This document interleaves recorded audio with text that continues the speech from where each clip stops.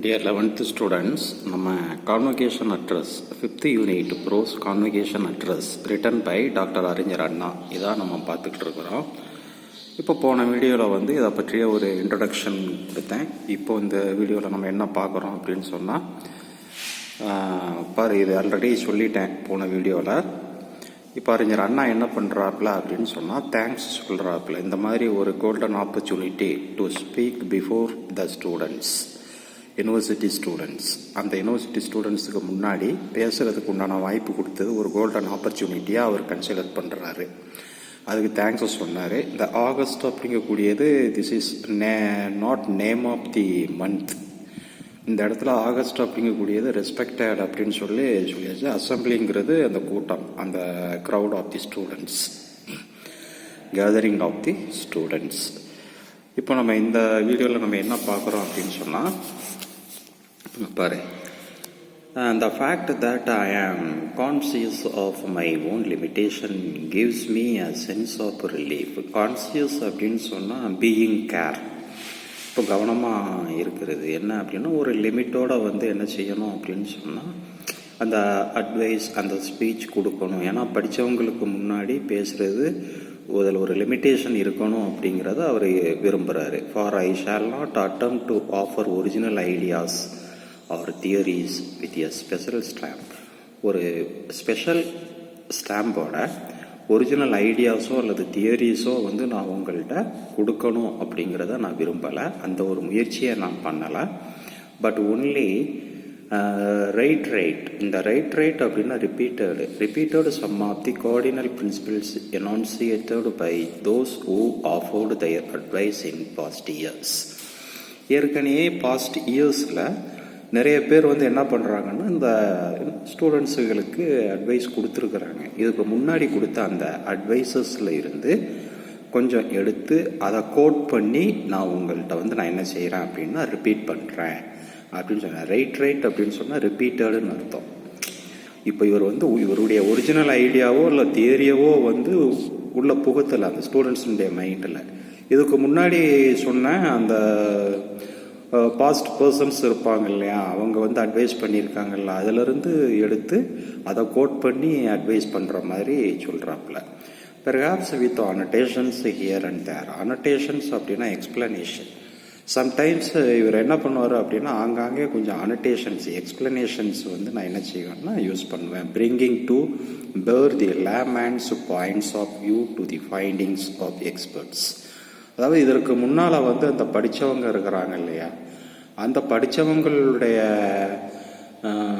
Points of view என்ன ஸ்டூடெண்ட்ஸுகளுக்கு அப்படிங்கிறத பற்றி நான் என்ன செய்கிறேன் அப்படின்னு சொன்னால் கோட் பண்ணி அதை ஒரு அனோட்டேஷன் மாதிரி கூட நான் கோட் பண்ணி சொல்லுவேன். Various fields connected with education.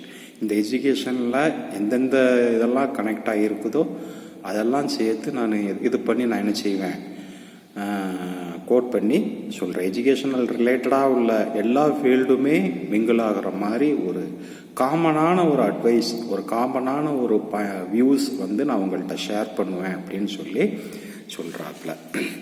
This is the age of the common man. Whatever the regrets some might have and it is his point of view that matters most, and I do claim to represent him in all his ruggedness. அதாவது this is the age of the common man. இது ஒரு common மேனுடைய age. ஆனால் இந்த age ஒரு common மேனுடைய age. அதே நேரத்தில் ரெக்கரெட்ஸ் அப்படின்னு சொன்னால் சேட் திங்கிங் அல்லது திங்க் சேட். அது என்னதான் கவலைகள், வருத்தங்கள், ட்ராஜடிஸ் இருந்தாலும் கூட அது எந்த வகையிலையும் உன்னுடைய முயற்சியை என்ன செய்யக்கூடாதுன்னா பாதிக்கக்கூடாது. அதே நேரத்தில் and to claim to represent him in all his ரகட்னஸ். அவங்களுடைய துயரங்கள், கஷ்டங்கள், அந்த சோதனைகள் எல்லாத்தையுமே அவங்க ஓவர் கம் பண்ணி வர்றதுக்கு என்னால் எவ்வளோ முடியுமோ அந்த அளவுக்கு நான் என்ன பண்ணுவேன் அப்படின்னு சொன்னால் என்னுடைய வியூஸை நான் ஷேர் பண்ணுவேன். ரகட்னஸ் அப்படின்னு சொன்னால் toughness. Systems and schools of thought. Systems and schools. இந்த இடத்துல ஸ்கூல்ஸ் அப்படிங்கக்கூடியது நம்ம ஸ்கூல் கிடையாது, பள்ளிக்கூடம் கிடையாது. அதாவது எங்கெல்லாம் நல்ல விஷயங்கள், நம்ம எந்தெந்த இடங்கள்லேருந்து நம்ம நல்ல விஷயங்கள் படிச்சுக்கிட்டுறோமோ அந்த இடங்கள் எல்லாமே ஸ்கூல்ஸ் தான். ஸ்கூலில் படிக்கிறது தான் நல்ல விஷயங்கள்னு கிடையாது. பப்ளிக்கில் கூட ஒரு சில இடங்களில் நம்ம நல்ல விஷயங்கள் படிக்கலாம். அப்போ எங்கெல்லாம் நம்ம நல்ல விஷயங்கள் லேர்ன் பண்ணுறோமோ அந்த இடங்கள் எல்லாமே என்னது அப்படின்னா ஸ்கூல்ஸ் தான். Schools of thought, whether it is in philosophy or for politics, ethics or economics. philosophy அப்படின்னு சொன்னால் லைஃப் ஆஃப் ரியாலிட்டி, பாலிட்டிக்ஸ்னால் உனக்கு தெரியும் பாலிட்டிக்ஸ், எத்திக்ஸ் அப்படின்னு சொன்னால் மாரல், அபவுட் மாரல். இப்போ உதாரணத்துக்கு பார்த்தீங்க அப்படின்னா which contains some rules and regulations. இப்போ எத்திக்ஸ் ஆஃப் ஈட்டிங் அப்படின்னு சொல்லி இப்போது கேள்விப்பட்டிருப்பேன். எத்திக்ஸ் ஆஃப் ஈட்டிங் அப்போது எந்த டைமிங்கில் எதை சாப்பிடணும், எதை சாப்பிடக்கூடாது, எந்தெந்த சாப்பாடு உடம்புக்கு நல்லது, எது கெட்டது, இந்த மாதிரியான அறிஞ்சிக்கூடக்கூடிய ஒரு மாரல். இது வந்து ஒரு சாப்பாடுன்னு மட்டும் கிடையாது, எல்லா ஆக்டிவிட்டீஸ்லேயுமே ஒரு மாரலை வந்து எக்ஸ்போஸ் பண்ணக்கூடியது தான் எத்திக்ஸ் ஆர் எக்கானமிக்ஸ். எக்கானமிக்ஸ் அப்படின்னு சொன்னால் உனக்கு தெரியும் பொருளாதார நிலை. Or certainly meant for him universities as the repositories அப்படின்னு சொன்னால் அறிவு களஞ்சியம், அதாவது என்ன ஸ்டோர் பிளேஸ் ஆஃப் நாலேஜ்னு சொல்லுவாங்க. அறிவு களஞ்சியம், அங்கே இருந்து தான் அறிவுகள் வந்து நம்ம வந்து பெறுகிறோம் இல்லையா? ஆமாம், of knowledge and the nursing ground for the emissaries of thoughts. ஓகேவா? எமிசரிஸ் அப்படின்னு சொன்னால் டெப்டிஸ்ன்னு சொல்லுவாங்க. Depths of thoughts, wisdom and service have got prominent role அப்படின்னு சொன்னால் இம்பார்ட்டன்ட் ரோல்னு அர்த்தம். Important role to play and the prominence is growing every day as more and more individuals get themselves equipped for the task of bettering society in all its age. அதாவது இந்த youngsters, அந்த college students, அவங்க வந்து என்ன பண்ணுறாங்கன்னா minute by minute, day by day, அதாவது என்ன அப்படின்னு சொன்னால் they qualified themselves as efficient person. அதாவது வந்து என்ன அப்படின்னு சொன்னால் ஒரு எஃபிஷியன்ட் பர்சனாக ஒவ்வொரு நாளும் வந்து தன்னை வந்து பில்டப் பண்ணிக்கிட்டே இருக்கிறாப்புல, டெவலப் பண்ணிக்கிட்டே இருக்கிறாப்புல. எதுக்கு அப்படின்னு சொன்னால் டு சர்வ் தி சொசைட்டி, இந்த சொசைட்டிக்கு சர்வ் பண்ணுறதுக்கு. ஓகேவா? வென் வி ஹாவ் எஸ்சீவ்டு மொனார்கி அப்படின்னு சொன்னால் எஸ்சீவ்டு அப்படின்னு சொன்னாலே நெக்லெக்ட் அல்லது ரிமூவ்டு அப்படின்னு சொல்லி அர்த்தம். மொனார்கி அப்படின்னு சொன்னால் ராஜாங்க ஆட்சி முறை, அதாவது கிங்கினுடைய ஆட்சி காலம். ஆட்டோகிராசி அப்படின்னு சொன்னால் டிக்டேட்டர்ஷிப். இப்போது ஹிட்லர் இருக்கிறாரு அப்படின்னு சொன்னால் அவர் வந்து என்னதுன்னா ஒன் மேன் ஆர்மின்னு சொல்லுவோம் இல்லையா, அதுதான் ஆட்டோகிராசி. அவர் இப்போ ஹிட்லர் இருக்கிறாருன்னா அவர் சொல்கிறது தான் சட்டம். அவரை எதிர்த்து சொல்கிறதுக்கோ அதை மறுக்கிறதுக்கோ தெர் இஸ் நோபடி. அதுதான் வந்து என்னது அப்படின்னா ஆட்டோகிராசி. இந்த மொனார்கியமும் ஆட்டோகிராசியமும் நம்ம என்ன பண்ணிட்டோம் அப்படின்னா தூக்கி எறிஞ்சிட்டோம். And have inaugurated the era of democracy. Inaugurated அப்படின்னு சொன்னால் கிட்டத்தட்ட வந்து என்னதுன்னா ஓப்பனிங் அப்படின்னு சொல்லலாம், ஒரு விழான்னு கூட, செரிமனின்னு கூட சொல்லலாம். எதுக்கு அப்படின்னு சொன்னால் டெமோக்ரஸி. அப்போது மொனார்கிக்கும் ஆட்டோகிராசிக்கும் விடை கொடுத்துட்டு டெமோக்ரஸியை வந்து நம்ம என்ன பண்ணிட்டோம் அப்படின்னு சொன்னால் இன்வைட் பண்ணிட்டோம். இப்போ டெமோக்ரஸி அப்படிங்கக்கூடியது உனக்கு தெரியும், மக்களாட்சி. மக்கள் வந்து செலக்ட் பண்ணக்கூடியவங்க தான் மக்களை ஆளக்கூடியவங்க. அவன் படித்தவனாக இருக்கலாம், படிக்காதவனாக இருக்கலாம், ஏழையாக இருக்கலாம், பணக்காரனாக இருக்கலாம், கருப்பனாக இருக்கலாம், சிகப்பாக இருக்கிறவனாக இருக்கலாம். ஆக அவன் யாராக இருந்தாலும் அவங்கள மக்கள் பார்த்து செலக்ட் பண்ணிட்டாங்கன்னா அவங்க வந்து மக்களை ஆட்சி பண்ணுவதற்குண்டான தகுதி இருக்குது. அதுதான் டெமோக்ரஸி. அப்போது மொனார்கியாவும் ஆட்டோகிராசியவும் நம்ம தூக்கி எறிஞ்சிட்டு டெமோக்ரஸியை நம்ம என்ன பண்ணிட்டோம்னா வரவேற்கிறோம். During the monarchial or feudal days அப்படின்னு சொன்னால் இந்த மிடில் ஏஜ்னு அர்த்தம். Middle age universities had to train scholars and poets to adorn the chambers of the royalty or the gilded mansion of lords. இப்போ இந்த மிடில் ஏஜில் பார்த்தீங்க அப்படின்னு சொன்னால் அந்த மொனார்கியில் வந்து மிடில் ஏஜில் எப்படி இருந்துச்சு அப்படின்னா யூனிவர்சிட்டி வந்து ஒரு நல்ல கவிஞர்களை உருவாக்குச்சு, நல்ல சிந்தனையாளர்களை உருவாக்குச்சு, நல்ல எழுத்தாளர்களை உருவாக்குச்சு. ஓகேவா? ஆனால் ராயல்ட்டி அப்படி கில்டர்டு மேன்ஷன்ஸ். அது என்ன கில்டர்டு மேன்ஷன்ஸ்? மேன்ஷன்ஸ் அப்படின்னு சொன்னாலே ஒரு building, big building, large building, huge பில்டிங்ஸ்னு சொல்லுவோம். கில்டர்டு அப்படின்னு சொன்னால் என்னது அப்படின்னா கவர்டு பை கில்டு. இப்போ கோபுரம் இருக்குது அப்படின்னு சொன்னால் தங்க கோல்டன் டவர்னு சொல்லுவோம், தங்க கோபுரம்னு சொல்லுவோம். அந்த கோபுரம் ஃபுல்லாகவே தங்கம் இருக்காது. கோபுரம் கட்டி அது மேலே என்ன பண்ணியிருப்பாங்கன்னா அந்த கோல்டு கில்டு ஒரு லேயர் வந்திருக்கும்.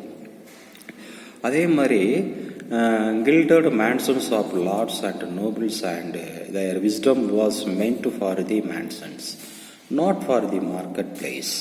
அப்போது ஒரு கவிஞனாக இருந்தாலும் சரி, எழுத்தாளனாக இருந்தாலும் சரி, அவன் அந்த கிங்குக்காக மட்டுமே, அந்த அரசுக்காக மட்டுமே, அரசருக்காக மட்டுமே, ஆளக்கூடியவர்களுக்காக மட்டுமே அவர்களை பயன்படுத்துவார்கள். அந்த மார்க்கெட் பிளேஸ்க்கு, அதாவது அவங்களை தவிர மற்றவங்களுக்கு அவங்க என்ன செய்ய மாட்டாங்கன்னா யூஸ் ஆக மாட்டாங்க. இப்போ ஒரு நிர்வாக அடிப்படையில் ஆலோசனை வேணும்னாலும் அவங்கள்ட்ட கேட்பாங்க. அதே நேரத்தில் அரசர்களை பற்றி, அந்த நிர்வாகத்தினுடைய பற்றி நிறை குறைகளை சொல்லணும்னாலும் அவங்கள்ட்ட தான் கேட்பாங்க. ஆக ஒரு ராஜாங்க அடிப்படையில் மட்டும்தான் அந்த ஸ்காலர்ஸை என்ன செஞ்சாங்கன்னா யூஸ் பண்ணாங்க. Those were days when numbers did not count, nor were eminent scholars asked to face the problems confronting the masses. இப்போ those were days when numbers did not count, nor were eminent scholars. எமினன்ட்னு அப்படின்னாலே பாப்புலர்னு அர்த்தம். Scholars அப்படின்னு சொன்னாலே கல்வியாளர். Asked to face the problems confronting. அதாவது நான் அப்போ சொன்னேன் இல்லையா, ஏதாவது ஒரு ப்ராப்ளம் வந்துடுச்சு அப்படின்னு சொன்னால் அந்த ப்ராப்ளத்தை சால்வ் பண்ணுறதுக்கு அந்த கல்வியாளர்களை அனுப்பி வைப்பாங்களாம். அவங்களுடைய பாயிண்ட் ஆஃப் வியூ அடிப்படையில் அதை ஃபேஸ் பண்ணி அந்த ப்ராப்ளத்தை சால்வ் பண்ணுறதுக்கு. There were content to work in secluded space. அவங்க அந்த கல்வியாளர்கள் ஒரு தனிமைப்படுத்தப்பட்டவர்கள். அவங்க எந்த விதமான டிஸ்டர்பன்ஸும் அவங்களுக்கு இருக்கக்கூடாது. அப்படிங்கிறதுனால அந்த தனிமையாக இருந்து அறிவை மட்டுமே யூஸ் பண்ணக்கூடியவர்களாக அந்த ஸ்காலர்ஸ் மதிக்கப்பட்டார்கள். அவங்களுக்கு எந்த விதமான டிஸ்டர்பன்ஸும் இருக்காது. பப்ளிக்கினுடைய டிஸ்டர்பன்ஸோ, வாய்ஸ் பொல்யூஷனோ இல்லை, எந்த விதமான டிஸ்டர்பன்ஸும் இருக்காது. அறிவுபூர்வமான ஒரு சஜஷன் வேணும்னா மட்டுமே என்ன செய்வாங்கன்னா அவங்கள யூஸ் பண்ணிக்கிடுவாங்களாம். Far from the din and noise of the common man. நான் சொன்னேன் இல்லையா, ஃபார் ஃப்ரம்னாலே அப்பார்ட் ஃப்ரம்னு அர்த்தம். அந்த din and noise of the common man, இந்த காமன் மேனுடைய வாழ்க்கை முறையிலிருந்து, அவங்களுடைய அந்த நாய்ஸ் அதிலிருந்து அவங்க என்ன செய்யறாங்கன்னா தனிமைப்படுத்தியே இருக்கிறாங்க. And wave the costly fabric of philosophy of poetry, which in turn was to be converted into dazzling garments for the select and the privileged. இந்த இடத்துல garments அப்படிங்கக்கூடியது கிளாத்ஸ் கிடையாது. This is a kind of writings அல்லது creatings. அதுதான் இந்த இடத்துல கேர்மெண்ட்ஸ்னு சொல்கிறாங்க. அதில் ஒரு நல்ல ரைட்டிங்ஸ், நல்ல ஒரு இதை செலக்ட் பண்ணி என்ன செய்வாங்க அப்படின்னு சொன்னால் பரிசு கொடுப்பாங்க. இப்போ இந்த சினிமாவில் பாட்டு நல்லா இருந்துச்சுன்னா ஒரு இந்த கோல்டன் இது கொடுக்குறாங்கல்ல, அவார்டு கொடுக்குறாங்க. அந்த மாதிரி கொடுத்து என்கரேஜ் பண்ணுறாங்க இல்லையா, அந்த மாதிரி கொடுத்து என்கரேஜ் பண்ணுவாங்களாம். The role of the university today is not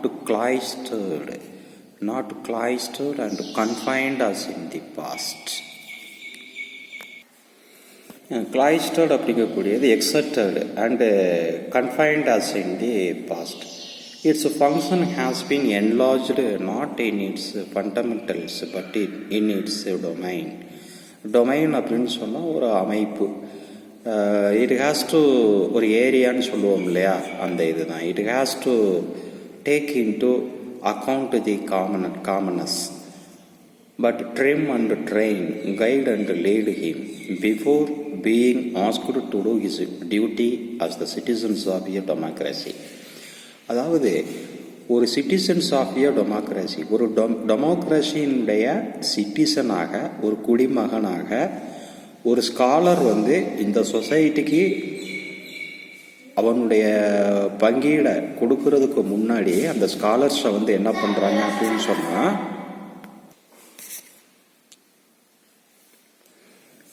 இப்போ அந்த லீடு ஹிம், அதாவது அவனை வந்து என்ன பண்ணுறாங்கன்னா நல்லா ட்ரிம் பண்ணுறாங்க. ட்ரிம் அப்படின்னா ட்ரெயின் பண்ணுறது. நல்லா ட்ரெயின் பண்ணி அதுக்கப்புறம் வந்து இந்த சொசைட்டியில் வந்து சர்வ் பண்ணுறதுக்கு, அவனுடைய பொறுப்புகளை செலுத்துறதுக்கு யூஸ் பண்ணுறாங்க. ஓகேவா? மீதி நம்ம நெக்ஸ்ட் கிளாஸில் பார்க்கலாம்.